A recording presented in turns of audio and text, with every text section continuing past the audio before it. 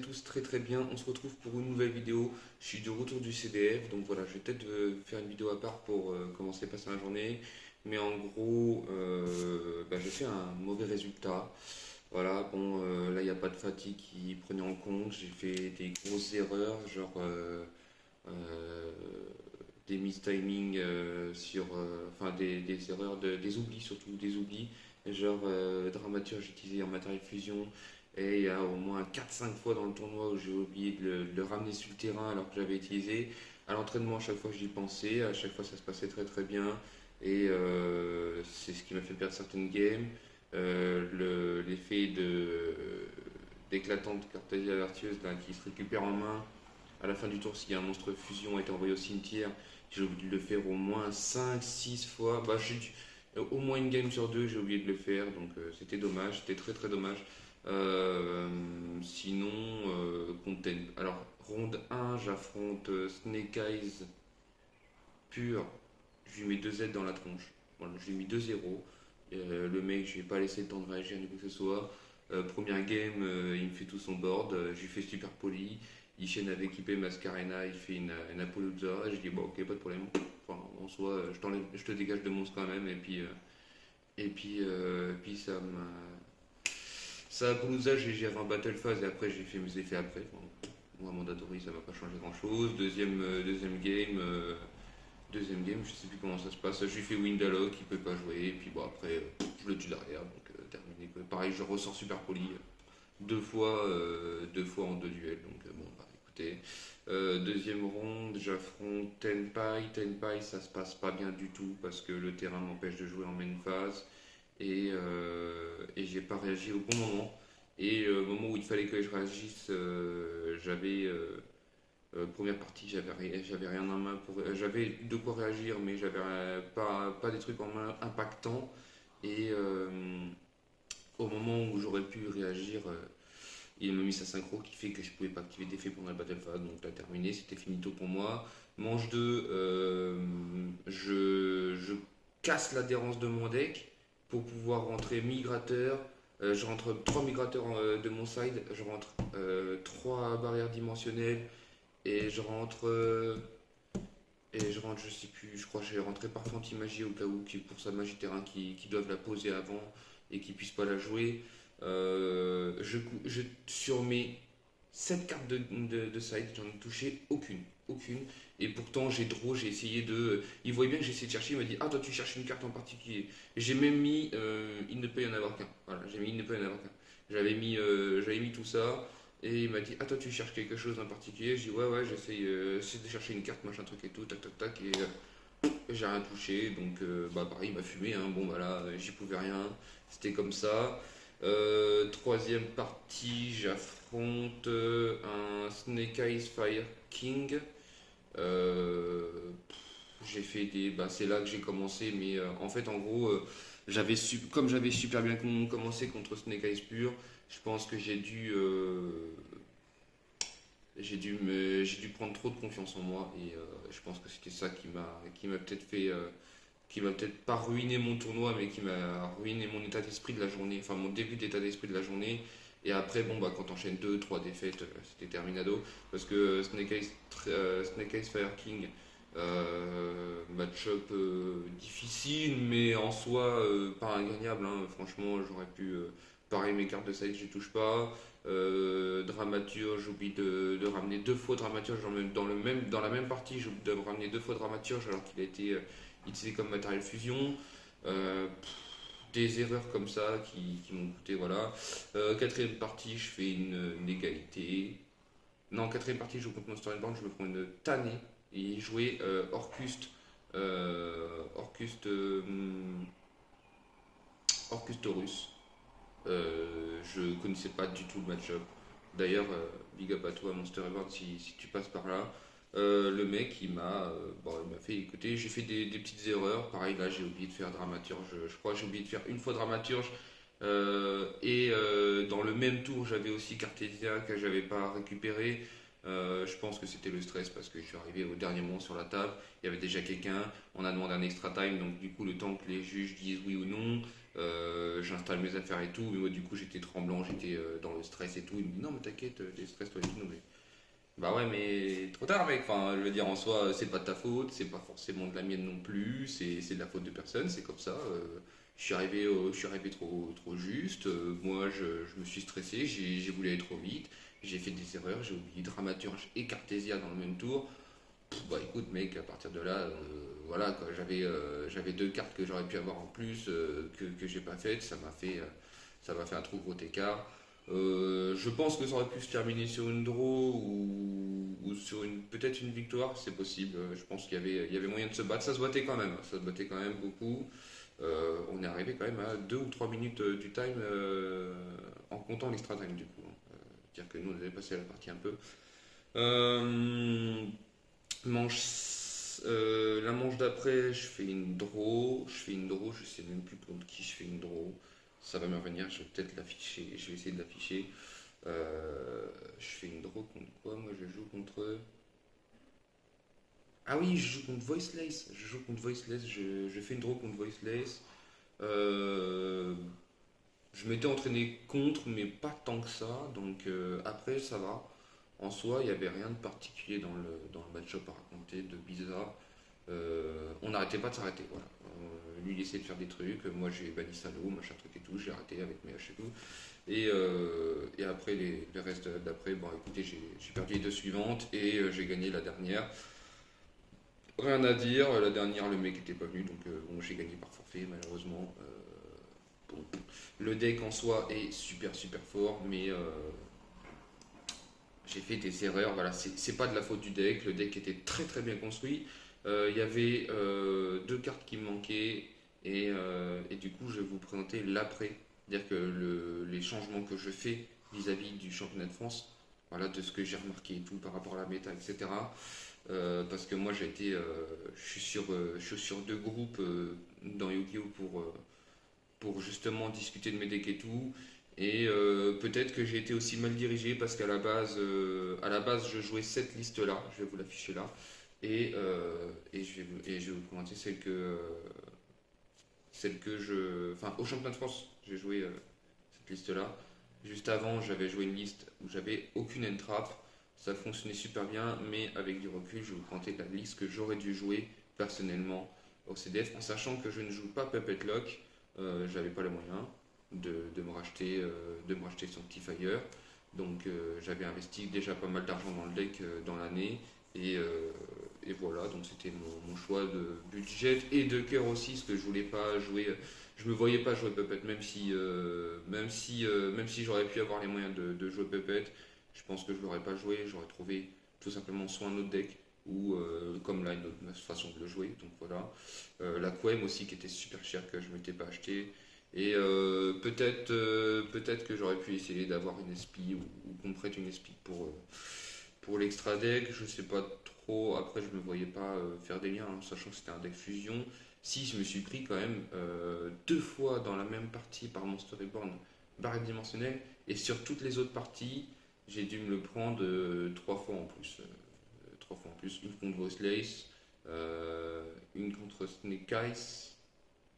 Ouais, une contre Snake Eyes Fire King et une contre. Bah, je crois que c'est contre Tenpai, je crois. Une un jeu.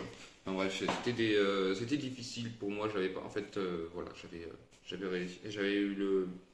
J'étais parti dans un état d'esprit où je voulais vraiment faire un résultat correct, pas forcément faire top et tout, mais faire un résultat correct. Et ça s'est dégradé avec mes erreurs. Donc voilà, la leçon à tirer, c'est que ne partez pas dans l'optique de faut absolument que je fasse top. Si tu veux faire top, ok. Bah, dans ces cas-là, si tu fais des erreurs, tu passes une mauvaise journée. Et là, faut pas t'en vouloir. C'est comme ça arrive à tout le monde. Faire des erreurs, c'est humain, on est humain. Et voilà, c'est la vie. Écoutez. Bon, ça va être l'extra deck. Hop, que je remette bien. Hop. Ça c'est le site d'ailleurs, je me suis fait signer un jeton par Pikami et un jeton par Monster Reborn. Je les remercie d'ailleurs, c'était super sympa d'avoir discuté avec eux et tout. des youtubeurs très humbles, franchement. J'ai pu discuter avec eux et tout, que ce soit Pikami comme Monster Reborn. Et c'était très sympa d'avoir échangé avec eux, qu'ils étaient présents et surtout disponibles. Surtout qu'en plus, c'est pas évident parce que tu es dans ton tournoi et tout. Des fois, t'as pas envie de te faire déranger. Donc, franchement, je dis un merci. Ils sont très cool. Et puis, on va continuer comme ça, les gars. On va continuer sur paf, paf, paf. Hop, ça va revenir. Donc là, c'est la liste que j'aurais dû jouer. Voilà, c'est la liste que j'aurais dû jouer. Je vous ai affiché tout à l'heure, normalement, la decklist que j'avais joué au championnat de France en sachant que c'était pas hyper optimal dans le sens où déjà d'une je joue pas Puppet Lock, donc j'aurais peut-être dû jouer plus de N-Trap en théorie, mais, euh, mais j'ai cassé mon deck, j'aurais pas dû faire. En fait, il me manquait la magie de terrain, tout le long j'arrêtais pas de me dire il manque la magie de terrain, il manque la magie de terrain, il manque la magie de terrain. Voilà, tout le long j'arrêtais pas de me dire ça. La piège aussi, la piège j'avais enlevé aussi, je l'avais cut et j'aurais pas dû. Donc voilà. Bon, je vais vous présenter la liste que j'aurais dû jouer et qui pour moi est optimale quand tu veux pas jouer Puppet Lock et que tu veux jouer une liste avec Winda. 3 Albaz, du coup j'en ai joué que 2 et bah déjà d'une il m'en manquait un parce que des fois quand tu arrives dans le Grand Game c'est sympa d'en avoir un troisième. Euh, les, deux, les deux là sont forcément obligatoires, tu peux pas en jouer qu'un. Tu es obligé de jouer les deux là. Par contre quand tu arrives dans le Grand Game t'as des combos où si t'en as déjà un en main de départ, ça veut dire qu'il t'en reste plus qu'un dans le deck et que tu sais qu'après, faut absolument que tu les recycles. Donc voilà, en avoir un troisième, c'est important parce que ça veut dire que c'est plus facile d'en avoir un troisième dans le deck et il y en a plus ou moins toujours un voire deux qui restent dans le deck plus facilement. C'est-à-dire que tu en envoies un au cimetière grâce à la Branded Fusion et si tu en as un en main, c'est moins grave parce que du coup, tu en as toujours au moins un dans le deck et ça, c'était important. On va jouer 2 Albion, ça le ratio il n'a pas changé. J'aurais pu en jouer 3, mais vraiment 2 c'est un très très bon ratio. Un seul, je pense que c'est juste parce qu'en fait il te fait tout. Il te fait lancer un Albaz au cimetière, donc quand tu as une Cartésia, bah, c'est déjà. Quand tu as une Cartésia en main, c'est une tout carte combo et donc du coup tu pars avec. Enfin, tout et demi, parce que du coup tu as forcément. T'as plus ou moins toujours des monstres dans la main. Et. Il te fait piocher, il t'envoie Albaz au cimetière, ou alors il t'envoie les magies pièges qui te permettent de te protéger. J'ai beaucoup envoyé ouverture. Il y a une fois pareil que j'ai oublié de décarrer ouverture alors que j'aurais pu. Mais mis à part ça en vrai, super. Rien à dire. Mercourier. Mercourier, j'ai hésité à le jouer à deux. Franchement, je sais pas trop. Je sais pas trop quoi en penser. Quand je l'ai eu en main, il était exceptionnel. Enfin, quand j'ai été tutorisé, parce que j'avais utilisé Sarcophage Doré pour Tragédie, j'ai essayé d'aller chercher Mercourier assez rapidement, si j'avais déjà la cartésie en main. Et quand il était là, mais il était incroyable. Il a été incroyable. Euh, Après en x2, est-ce qu'il est obligatoirement. Est-ce qu'il peut être rentré en x2? Oui. Est-ce que obligatoirement en x2 pour être plus à l'aise? Je pense que ça dépend de votre façon de jouer. Et moi personnellement, en 1, ça me va. Après, c'est vrai qu'en 2, ça me dérangerait pas plus que ça. De Cartesia, je me verrais pas en cut.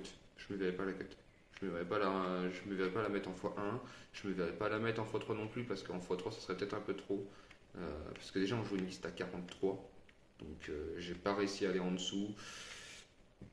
Et je voulais pas aller au-dessus de 45, mais 43, je trouvais que c'était un juste milieu correct. Donc voilà. Cartesia, pareil, elle te fait beaucoup de choses, hein. Des fois, quand t'as pas tes starters en main, mais que tu as des lumières et ténèbres, tu l'invoques norme et tu fais une fusion, tu fais grand guignol et puis tu pars. Voilà. Donc si l'effet passe, tu pars. Surtout qu'en plus ça revient en main, donc ça te fait toujours une défausse pour Dragoon. C'est d'ailleurs pour ça que j'ai perdu la partie contre Tenpai et contre Fire King contre Fire King Snake Eyes parce que j'avais oublié de faire l'effet de Cartésia à la fin du tour. 3 Alubert. Alubert, pareil, le starter, il est incroyable. Souvent, les gens ne l'interrompent pas. Ce qu'il faut savoir, c'est que quand tu normes Alubert euh, et que tu n'as rien derrière, s'il n'interrompt pas Alubert, tu peux jouer autour de H. Donc, tu peux jouer autour. Tu peux te dire s'il m'interrompt pas Alubert, Je vais pas chercher brandet de fusion, je vais chercher le terrain. Et en fait, c'est pour ça que du coup, tout le tournoi, je savais que l'adversaire il avait une hache en main parce qu'il avait fait peau des désirs ou parce qu'il avait fait. Enfin, il avait fait peau de prospect. Oui, peau de prospect ou autre. Et donc, quand je savais plus ou moins qu'il avait une hache en main ou quand il savait que je jouais brandet, donc en manche 2 que je savais que du coup, il allait absolument attendre ma brandet de fusion pour hache. J'aurais pu jouer autour et puis mettre le terrain à la place. Souvent, c'est ce que je faisais en entraînement et ça marchait super bien. Pourquoi j'ai enlevé le terrain, je sais pas du tout. C'était débile de ma part, franchement, c'était très débile. Mais à l'Hubert, incroyable. Si on te l'interrompt pas, tu peux jouer autour des end-traps et donc aller chercher le terrain et tout ça. Franchement, c'est incroyable. Tragédie. J'en avais joué deux pendant le tournoi. Je pense que pour baisser, pour avoir un ratio correct, vous allez voir pourquoi j'en joue que un. Parce que j'ai mis d'autres cartes de tutorisation qui étaient tout aussi importantes et qui étaient très impactantes aussi. Donc, tragédie super fort. Il permet de recycler et en x1, je pense que c'est injuste. C'est une juste valeur. Je pense qu'en x2, c'est faisable si tu joues une liste un peu plus tricky ou une liste à 60 ou etc. Quand tu veux jouer en dessous de 45, je pense que 1 c'est une juste valeur puisque tu n'en as pas besoin de plus, tu peux le recycler grâce à l'Ubellion. Donc, mandatory. Dramaturge, la carte que j'ai oublié de faire 8 fois dans le tournoi. Voilà, par contre il est incroyable. À chaque fois qu'il était sur le terrain, il était incroyable parce qu'il était l'adversaire. S'il le gère pas, quand il sort une carte de extra deck, ça veut dire qu'il y a une carte automatiquement annulée sur le terrain, quoi. Donc il va vouloir à chaque fois il va vouloir gérer Dramaturge avant de sortir des cartes de extra deck importantes. Donc très très fort, très très très fort. 3 bandits de fusion. Je vais pas expliquer, hein, voilà, ça fait fusion Shadow, mais sans avoir besoin d'être deuxième. Ouverture du marqué, pareil, c'est un starter incroyable. À chaque fois que je l'avais, je le faisais en draw phase. L'adversaire, du coup, il pouvait pas me. S'il avait pas de hache qui m'interrompait pas. Mais souvent, c'est pour ça que l'adversaire, si je savais qu'il craquait sa hache sur ouverture, mais que du coup j'avais Albert, là du coup j'allais chercher fusion du marqué. Et puis là du coup, comme je savais qu'il avait déjà activé hache, il pouvait pas le refaire. Donc fusion du marqué, tout ça. Maintenant après ouverture, je l'ai pas utilisé que pour Albert, j'ai déjà été invoqué Dramaturge sur le terrain parce que j'avais déjà Albert en main et donc pas la nécessité de l'avoir. Ou alors j'allais invoquer Tragédie parce que du coup j'avais déjà le Cartesia et Alubert en main et donc du coup je normal Alubert, je fais Brandet de fusion, machin truc et tout, je tourne autour, j'essaie de garder un Albaz dans le cimetière pour pouvoir invoquer SP Cartesia et Tragédie, pouf, je les envoie au cimetière, merde, merde, on va le sortir, je l'ai oublié. Mascarade, voilà. Je faisais Mascarade, et puis derrière, Mascarade, Tragédie, il allait me chercher Dramaturge, etc. Pouf, je refaisais des fusions pendant le tour adverse, ça s'arrêtait jamais. L'adversaire, il y avait des adversaires qui disaient, mais en fait, tu t'arrêtes de jouer quand? Quand ça sera fini. Le marqué en rouge, très important, évidemment, il est obligatoire. Donc là, pour l'instant, tout ce qui est là sont quasi obligatoires, mis à part ces deux-là. Mis à part ces deux-là, le reste est obligatoire. Le même chiffre plus ou moins. Là, on va passer dans le. Non, on va rester dans l'obligatoire. Voilà. Perte du marqué, pareil obligatoire. Voilà. Très très très très fort. Rien à redire. Et le reste, ça va être du non obligatoire. Perte du marqué, quand tu l'as en main de départ, t'es très content parce que t'as pas besoin d'aller chercher. Et il y avait. Je jouais kit aussi. Donc des fois, quand t'avais Alubert plus kit, tu faisais Alubert aller chercher perte du marqué. Et puis quitte à aller chercher une fusion ou l'inverse. Et voilà. Maintenant, dans les moins obligatoires, mais qui pour moi étaient très importants et que j'aurais dû mettre le terrain pour commencer avec regain du marqué. Donc ça, il était déjà. Et celle que j'avais retirée aussi, c'était châtiment. Donc ces deux-là, je les avais retirés. Euh, un regret, franchement, un très gros regret de l'avoir fait. Maintenant, on ne changera pas le passé, on fera mieux la prochaine fois. Le terrain, en fait, les gens ne se rendent pas compte que c'est très très fort parce que si l'adversaire craque pas une hache sur autre chose avant l'effet d'Alubert, Du coup, t'es pas obligé d'aller chercher la fusion marquée. Si tu as déjà des matériels en main, tu vas chercher le terrain. Et le terrain derrière, tu vas. Parce que la fusion du marqué, tu peux aller la piocher. Tu peux tenter d'aller la piocher, etc. En vrai, ou tu peux l'envoyer par l'effet d'Albion au cimetière. Et puis derrière, la recette grâce à Tragédie, etc. En vrai, t'es pas obligé de jouer, d'aller chercher tout le temps fusion de marqué. C'est ça en fait l'avantage quand tu joues Branded. Faut t'adapter. Faut t'adapter. Et le terrain, franchement, il t'aide à t'adapter plus à l'adversaire. C'est une connerie de l'avoir enlevé. Moi, je vous conseille de le mettre. Maintenant, il est pas obligatoire. La petite dinguerie, c'était le schisme. Il y en a qui jouent Puppet. Moi, je joue Windalok. Schisme, tout aussi important. Parce qu'en plus, c'est une continue. Donc, elle reste sur le terrain. Et après, tu peux recycler tes fusions grâce à l'Ubellion et tu peux le refaire. Donc si l'adversaire t'a géré ta Winda, tu vas la remettre dans l'extra deck et tu peux la refaire. Très très très fort. Dans les lumières, on a l'Ubellion et la lumière fusion du Somodi. J'avais enlevé la bête marionnette de l'ombre. Bête marionnette de l'ombre, je l'avais enlevé pour une bonne raison, c'est que en fait, quand tu l'as en main, des fois, elle te sert de matériel de défausse, mais elle te sert vraiment que. Son effet te sert vraiment plus, est plus optimisé par ouverture. Parce que si tu l'utilises par Dragoon, bah, c'est un coup donc ça marche pas, etc. etc. Albaz, c'est un coup donc ça marche pas. Ou alors quand tu avais éclatante Ecclesiam, ça veut dire que tu faisais euh, presque obligatoirement direct Winda et souvent ça pouvait te bloquer aussi. C'était pas le but. Il y avait des fois où je résolvais Ganguignol en voie Abcalon. Abcalon, j'ai déjà schisme en main donc je le fais pas. Tu set schisme et puis bah voilà, tu fais quand même Winda pendant ton tour adverse, tant pis, t'as pas perdu grand chose. Invitation et Ténèbres, j'en jouais deux maintenant. Je l'ai remplacé. J'ai remplacé la deuxième par Espace Chaos, Chaos Space pour aller chercher l'Ubellion. Trop trop fort, Chaos Space. J'hésite même à aller mettre les Vianières dans le deck ou un truc dans le genre. Juste pour les tutos grâce à Chaos Space pour avoir une deuxième carte à tuto. Et pour extendre encore plus. Après, à voir. Je sais pas, je réfléchirai dans les prochains tournois et dans les prochains entraînements. Je, je testerai pour voir si ça rend bien ou pas. Sacrifice inutile, évidemment, avec sarcophage doré. Ça, c'est vraiment les trois cartes là. En fait, du coup, Espace Chaos, je me suis rendu compte que je l'avais pas mis pendant le tournoi, mais tout le tournoi, je me suis dit, putain, en fait, j'aurais dû acheter un Espace Chaos bien avant. Espace Chaos qui vraiment te fait des dingueries, parce que du coup, après, c'est pareil. Il va remélanger un monstre qui n'est pas invocable normalement ni spécialement. Qui n'est pas invocable normalement, du coup ceux qui sont invocables par fusion.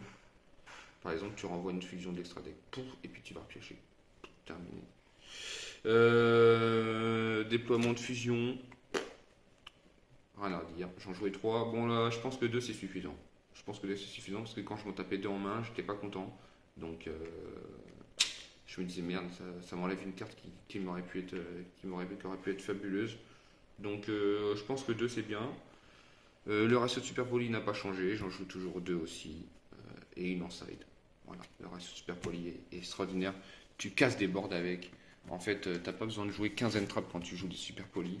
Et tous ceux qui disent Super Poly, c'est pas incroyable en ce moment, machin truc. Non, non, non, non. Prends-toi Super Poly dans la tronche et tu verras que ça casse des boards. Ça casse des boards, on en reparlera plus tard quand tu te l'auras pris dans la tronche. Si les gens qui disent Super Poly, elle est en ce moment, elle est pas incroyable, machin truc et tout. Ben, si elle n'est pas jouée dans un deck fusion, c'est évident qu'elle va pas être incroyable. Dans un deck à la base, elle est incroyable. Je pense que ça dépend des decks que tu joues. Évidemment, dans des decks qui ne sont pas des decks fusion de base, elle n'est pas incroyable en ce moment. Mais dans un deck qui joue des decks fusion, qui joue des fusions et qui s'adapte très très bien, qui fait des fusions pendant le tour adverse et tout, sans forcément aller super poli, elle est incroyable. Prends-toi là dans la tronche et tu verras, on en rediscutera. Appelé par la tombe. Je l'ai jamais résolu. Je l'ai pas touché du tournoi, mais j'en ai pas eu besoin spécialement. Je me suis pris 2 haches sur mes bandits de fusion, je me suis fait annuler juste 2 bandits de fusion. Elle m'aurait pas servi, elle m'aurait servi que 2 fois dans le tournoi, même si je l'aurais eu à ce moment-là, bon, ça aurait été game. Mais En fait, je l'ai pas touchée, mais je sais qu'elle est indispensable dans le deck. Ensuite, on passe au N-Trap. Je vais vous dire combien j'en joue. J'en joue 7. 7 N-Trap. On joue Magnamut, parce qu'il va chercher des dragons, et parce qu'il est dragon. On joue Saronir, parce qu'il est dragon. Pareil, Magnamut, parce qu'il est ténèbres aussi. Donc, du coup, c'est important d'avoir des ténèbres dans le deck. Saronir, parce qu'il est ténèbres, parce qu'il est dragon, parce quand il est envoyé au cimetière, il t'envoie une magie piège marquée au cimetière ou un bestial. C'est incroyable. Tu peux envoyer le bélion avec, et donc, du coup, tu peux aller mettre la magie continue, etc. C'est incroyable. Il y a tellement de play dans le deck. C'est un deck de fou furieux. Évidemment, on va jouer 3 floraisons de cendres. J'avais mis aucune entrave de base. Et finalement, elle m'a bien servi quand tu la claques sur un Snake Eyes H et qu'il a rien pour stand derrière. Le mec il fait bah fin de tour, bah oui. Et 2 Infini, j'en jouais 3 pendant le tournoi. Et finalement, je me suis dit que c'était un bon ratio parce que tu avais besoin de 2 cartes pour tuto. En fait, l'engine à elle-même se suffit. Et donc, du coup, tu n'as pas besoin de jouer 12-15 entraps. Le minimum, c'est suffisant.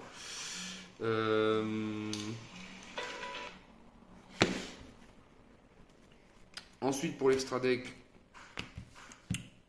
le plus beau, Miroir Jade, avec 2 Albion, son autre copain, Lubellion. Donc ça, c'est je fais une fusion. Souvent, je te sors Dragoon.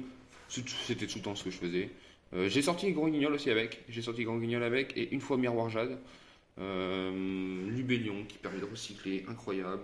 Je l'ai fait que 2 fois dans le tournoi, 2 ou 3 fois dans le tournoi, mais à chaque fois que je l'ai fait, bon, il m'a permis de recycler et d'être incroyable. La nouvelle carte que j'aurais dû mettre mais que j'ai pas mis, Albalinatus.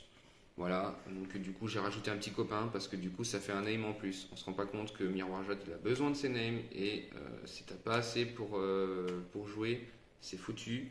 Brigand, il y en a trop qui le sous-estiment parce que à chaque fois ils disent oui, mais non, c'est mieux de jouer ci, ça, ça. Alors, à la base, euh, c'est soit tu jouais Brigand, soit tu jouais Titanic Lad. Euh, Moi, j'avais préféré jouer Brigand, j'avais enlevé Titanic Lad, j'avais pas mis Albanatus. À la place d'Albanatus, c'était. Je sais plus ce que c'était. Je sais plus ce que c'était. Je peux peut-être vous le dire en remélangeant.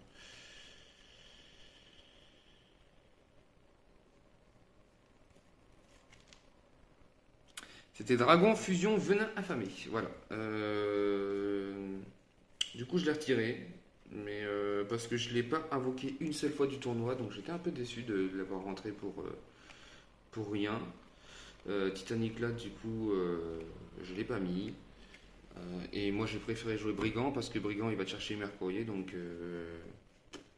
en gros, tu peux utiliser Mercurier avec Sarcophage Doré. Une fois que tu l'as renvoyé dans le deck, tu peux aller leur tuto avec Brigand. Super fort, donc du coup, tu peux le refaire. Grand Guignol, très très fort. En plus, il va être ressorti dans les Tin Box, donc profitez-en. Pareil, Brigand, il peut être remplacé. Soit Albenatus, soit Brigand. Après, moi, je vous conseille quand même de garder quand même Brigand, parce que Brigand est super fort vu qu'il va chercher Mercurier. Mais tu en remplaces un des deux par. Moi, c'est ce que je vais faire. Celui qui demande un bet, je crois. Je vous l'affiche. Je vous l'affiche, ça va être plus simple.